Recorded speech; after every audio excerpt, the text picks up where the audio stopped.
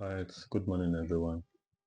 So I think this is actually the third time I'm having to record this particular video. The first time I recorded it, it was my mic wasn't turned on, so there was no audio. It was just an oversight.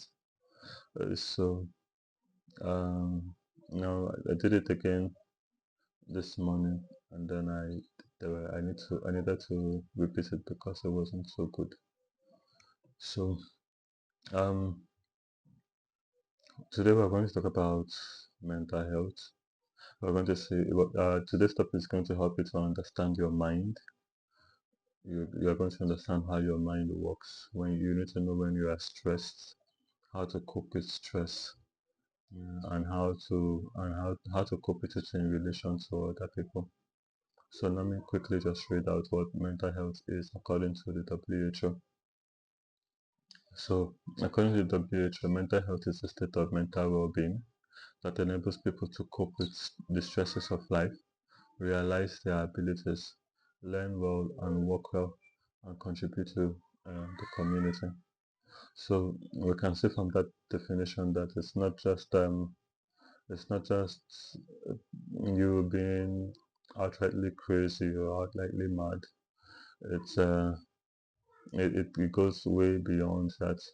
So it's just not the absence of mental illness or disorders or disability, but it talks more about your sanity, how you're able to keep yourself together in relation to stress and people and events or circumstances. So, um, people who are who their mental health is quite balanced are able to handle everyday stress, are able to work productively, they're able to maintain healthy relationships, they're able to adapt to change, and then they're able to recover from setbacks because everybody goes through one setback or the other. So, why is mental health important? Do you know why is this, or rather, why is this study of mental health quite important?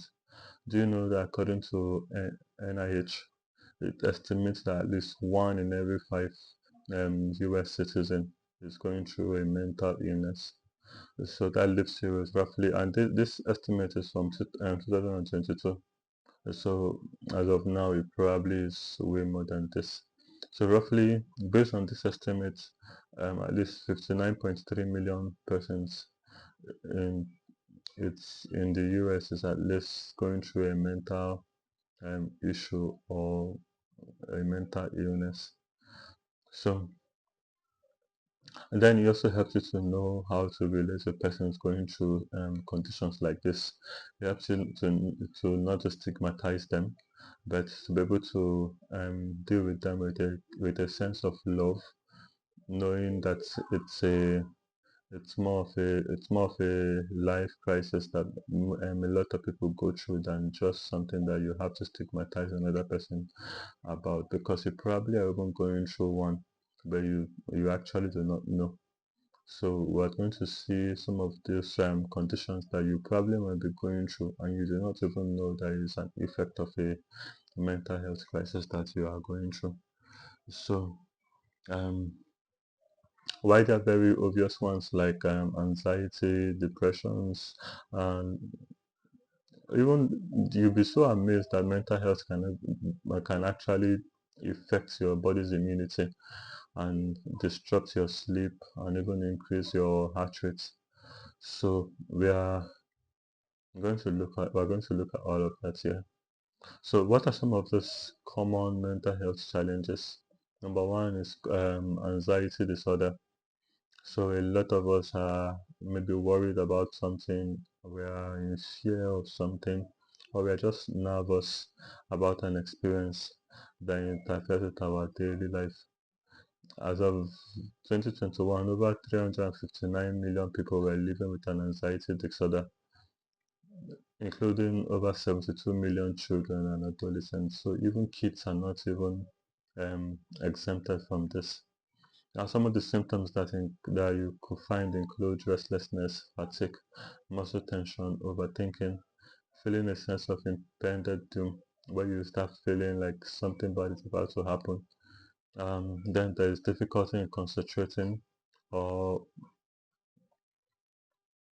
or physical reactions like your heart's racing and go. So these are some of the symptoms that you experience with anxiety. Now there are different sorts of anxiety. There's the generalized anxiety disorder. So it's just primarily you've been as in very worried about everyday situation, about life and co. Then there's the panic disorder. So this one happens suddenly. You just get a news and you fall into a panic. So it happens suddenly. It's usually intense, and it comes with repeated episodes. So then there is social anxiety disorder, where you start being scared of being judged and co, especially um, when you don't feel very confident about maybe an experience you have gone through or so. So that's essentially what it's like. So then there's separation disorder and other specific phobias where people are just scared of one experience or the other. So for some persons, they have a fear of heights. So for some persons, they are scared of other things. For some persons, they are scared of the crowd. So there are different phobias that people experience, and they are grouped. Those phobias are grouped under a mental illness called. Well, I wouldn't call it illness though, but then it's a disorder though because it's not normal under a mental disorder called the anxiety disorders. So then there's another class of mental disorder called depression, and I'm sure at least every one of us have heard about that word before. So it leads a lot of people really into suicide and everything. So they get so sad to the point that they really just can't take life anymore. Everything just begins to feel very meaningless to them. So that's what depression really is. So some of the symptoms, like I already mentioned, is that severe sadness, loss of interest or any pleasure in life or any hobby at all. Then uh, there are significant changes in appetite. For some persons, when they're even depressed, they begin to eat a lot of carbs, a lot of snack, and all of that. And like I said, so some persons don't even know that they are acting like that because they are depressed. So a lot of us really judge persons whose mental issues very obvious, not knowing that we are also going through the same thing, only that we are facing a different shade of it. So the other symptoms of the same depression include insomnia, your inability to sleep at night, then decreased energy or fatigue. Um, then there's a feeling of worthlessness, excessive guilt or helplessness. Then there's difficulty concentrating or even remembering or even making proper decisions. There's still that feeling of restlessness. I'm going to emphasize it, or irritability, where you easily get angry and all of that. Then there are recurring thoughts of death or suicide. So thirdly, another mental health disorder that's of concern to us is post-traumatic stress disorder, PTSD. So where after you've gone through a very severe experience, you find it hard to recover from that experience, and as such you begin to react in a very strange ways because of that experience that you've had. So that kind of condition is associated with PTSD. So it's a mental condition triggered by experiences or witnessing terrifying or life-threatening events.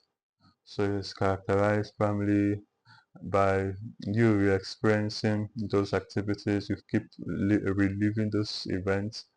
Um, you keep or you start avoid. You intentionally try to avoid those memories and co. Now there's persistent perception of heightened current threats. So you keep feeling that whatever you experience is about to happen again. So, uh, it actually affects people differently. So for some persons, they begin to have this, begin to experience the symptoms of it, or their symptoms last up to 3 days, or sometimes even up to a month after the trauma. So others can persist even up to say 3 months, while some disappear within 6 months or more after the event. That's how long a PTSD um, uh, attack can actually last. So it's always good that we treat people nicely because they might not always recover from whatever experience it is almost immediately. It might take them a real long time to recover. Then there's another that a lot of people really think is normal, but I guess this will open our eyes to know that it's not. It's an eating disorder. So it's a it's a mental issue because it's a reflection of the fact that something else is really wrong with you. Like we stated before, some persons when they get when they are depressed or when they are going through some mental issue, they eat a lot, especially snacks, which is not even good for their body in the first place. So um, there are types of this eating disorders. One of them include being eating disorder, where people just eat large amount of food and very irregularly. Even when they don't even feel hungry, they just have a desire or an appetite for food, regardless of if they are hungry or not. So then there's another condition called anorexia nervosa. So this one involves an intense fear of gaining weight. So people, so that in that so when they are going through something like this, they minimize to a very extreme extent how much they eat. So so they eat very little, uh, and sometimes even to the detriment of their own health, because your body requires at least a reasonable amount of food to function properly. Then there's another condition called bulimia nervosa. So these individuals, they get to eat very large amount of food, especially snacks, like I said, and then they try to get rid of it by purging or by vomiting it, using laxative or exercising excessively to gain weight. So in this set of persons, they actually don't want to gain weight, but they cannot help themselves when food is concerned. So they just keep chewing as much as they see. So to compensate for it, they try to do a lot of physical activities and co. So that's an issue on its own. Then there's this next class of persons called picker. So this set of people, they actually eat things that are not even food. That's how bad it is. Like some pick things on the ground and they actually begin to eat. It's very common, especially with children. So they pick up dirt, they pick up paper, chalks and co on the ground, and then they just throw it into their mouth. So then that's another class of symptom or another class of illness again we should be talking about is the rumination syndrome. These one are people who have the tendency to always regurgitate their food, just like ruminant animals do, like cows and co, where after they eat, they sit down in a place and then they begin to regurgitate or to chew their food more properly. So some human beings as well have this tendency to do it, um, and it's actually a sign of a mental illness. Then there's avoidant or restrictive food intake disorder. So this set of people, they avoid eating very little or avoid certain foods due to reasons like fear, sensory issues, or lack of interest completely in eating. Then other specified feeding or eating disorders. So the other conditions rather. So then there's actually another special class of persons referred to as neurodevelopmental disorders, another set of disorders rather referred to as neurodevelopmental disorders. So this is more of a childhood issue. So while growing, they have an impairment in the development of their brain or their memory or a learning behavior or emotion. Sometimes due to trauma or sometimes even due to genetic conditions. So they include disorders of intellectual development such as spectrum, autism spectrum disorder, and deficiency hyperactivity disorder (ADHD), amongst others. So a developmental disorder impacts a person's behavior, its social interactions, communications. So individuals with ASD, that is autism spectrum disorder, may have strong interest in a particular subject and struggle with social clues or prefer routines. So they really have an issue with change of routines. They like to stick to a particular process. Then there's the ADHD, patients who suffer ADHD. They can't pay attention for too long, so or concentrate in a particular thing for too long. So uh, that's a disorder. Then intellectual disabilities, um,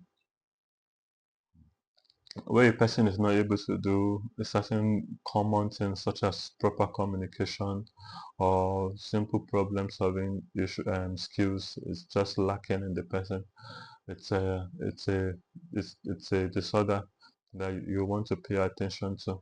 But some of these disorders, when you identify them early, it becomes easy to really treat them. So then there's another condition. So there are within the learning disorders, there are conditions called dyslexia. So where you have a difficulty reading or understanding written words. Then there is dyscalculia. There's a difficulty with understanding numbers or maths concepts. So then there is dysgraphia, where you have an issue with writing, spelling, or organizing your thoughts on paper. So these are some of like I mentioned earlier at the beginning of this video. Some of these symptoms are things that a lot of us go through, but we do not even know that they are actually mental issues that we need to actually pay attention to. So the essence of the video is to bring us into awareness. So what are some of the healthy ways to then support your mental health? How can you help yourself to always be at your best? So always talk about how you feel. Don't, like I said, whenever your health is concerned, silence is never an advantage. So practice mindfulness. Um, be mindful or be conscious of yourself. Be conscious of what you're experiencing, but don't live in worry. So be present in your day-to-day activities. Live the life. Be happy. Then maintain healthy routines.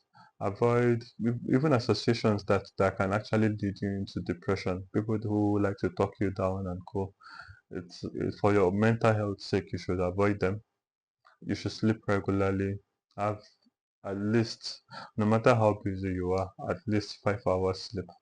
I'm sure if you utilize the remaining hours of your day, you would achieve whatever you still want to achieve. Then you should have a balanced nutrition, and then you should have physical activities from jogging and co, and have proper emotional balance. So then another way to have a good mental health is to set boundaries. Know people who you actually let into your life and those who you do not let into it. Those who take your energy down. Do your best to love them from afar. So then another thing you could do is to plan things to look forward to. So plan your day, plan your life properly and work things out. So making plans for things will help you enjoy. You can increase your sense of hope, which is important for your mental health. You should have moments where you are actually happy, where you hope for things, where you even reward yourself for accomplishing a task. Then you should seek professional help when necessary. Speak to a therapist, speak to a counselor, speak to a mental health professionals. So those professionals are trained to help you regain yourself. We have some, if you're even so busy that you can't go to a physical hospital or go to a physical institution, you could use telemedicine platforms. There's one I know of, Med, Talk to Meds. If you go to Talk to Meds, sign up and then select from the list of professionals that they have there, a therapist, and speak to one. So the therapist will help you at least feel better. So and there are also daily physical activities that you could do. You can engage in at least 30 minutes of daily activities such as walking, running, or even yoga or writing. So you could do some of these activities so that it helps you to deal with the stress. So then be aware of abuses. Stay away from people who abuse you. Stay away from abusing yourself by using drugs or substance abuse to cope with difficult feelings. It's never it's never an escape route because you may only just feel a sense of relief for a time, but when you're done with that moment of relief, you get double episode for what you left. So it's not profitable at all. Now, when should you really speak to a professional? Some of the things that we mentioned, you could just sort them out by being self-aware about them and um, intentionally disciplining yourself around it. But for some, you really do need to see a professional. Like in the case of depression and co, you should really see a professional. So when you begin to notice that, because you probably cannot really even diagnose yourself. So when you see some of these symptoms, such as a change in appetite, you have difficulty with sleeping, you've lost interest in things that you normally find enjoyable, you have a difficulty concentrating, or you feel irritable, or you are just frustrated or restless, please by all means ensure to see a, a consultant. So, in summary, you should just be self-aware of your mental health because that's the key thing that helps you drive your day. When you don't feel normal upstairs, your whole body would just respond to how your mind is feeling. So understanding your mind is one of the most powerful steps you can actually take towards a healthier and a more meaningful life. So mental health deserves care, attention, and respect. So by practicing self-awareness, building healthy habits, and reaching out for support when you need it, you can strengthen your mental well-being and live with greater clarity and peace. So that's it. If you have any question, please drop it in the comment section. Um, do like and comment and rather share our videos so that it could help other persons. Because like I said, a lot of persons actually go through mental health issues and they do not know that they're actually going through it. So they treat it as it's not an issue while it's a really big issue. So please let's try like and share the video. Thank you. Peace out.